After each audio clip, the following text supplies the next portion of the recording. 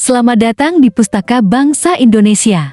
Pada kesempatan kali ini kita akan membahas jurnal yang berjudul Reform Agraria dan Perlindungan Hukum atas Hak Kepemilikan Tanah Masyarakat Adat, karya Mimi Nurhidayanti. Reform agraria merupakan isu penting dalam konteks pengelolaan tanah di Indonesia, terutama ketika berkaitan dengan masyarakat adat. Tanah bagi masyarakat adat tidak sekadar aset ekonomi, melainkan bagian dari identitas, budaya, dan kehidupan spiritual mereka. Namun, sejarah menunjukkan bahwa ketimpangan penguasaan tanah telah terjadi sejak masa kolonial dan masih berlanjut hingga sekarang.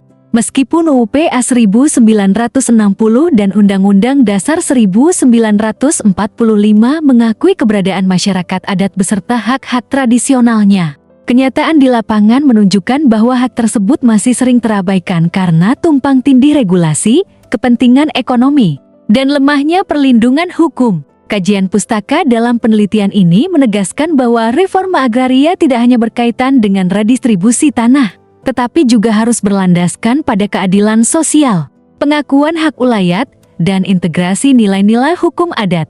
Berbagai teori keadilan, seperti gagasan Aristoteles, Rawls, hingga Hanis, menunjukkan bahwa hak masyarakat adat harus dipandang sebagai bagian dari keadilan distributif dan pengakuan identitas. Walaupun secara hukum Indonesia telah mengakui hak ulayat, implementasinya masih menghadapi kendala seperti minimnya pengakuan wilayah adat, tumpang tindih izin usaha, dan lemahnya koordinasi pemerintah. Metode penelitian yang digunakan merupakan pendekatan normatif empiris, yaitu menggabungkan analisis hukum tertulis dengan kondisi empiris di lapangan. Hasil penelitian menunjukkan bahwa hambatan utama pelaksanaan reforma agraria adalah ketidaksinkronan antara hukum negara dan hukum adat. Banyak wilayah adat belum memiliki pengakuan administratif sehingga dianggap sebagai tanah negara, membuat masyarakat adat kehilangan posisi tawar ketika berhadapan dengan proyek industri besar.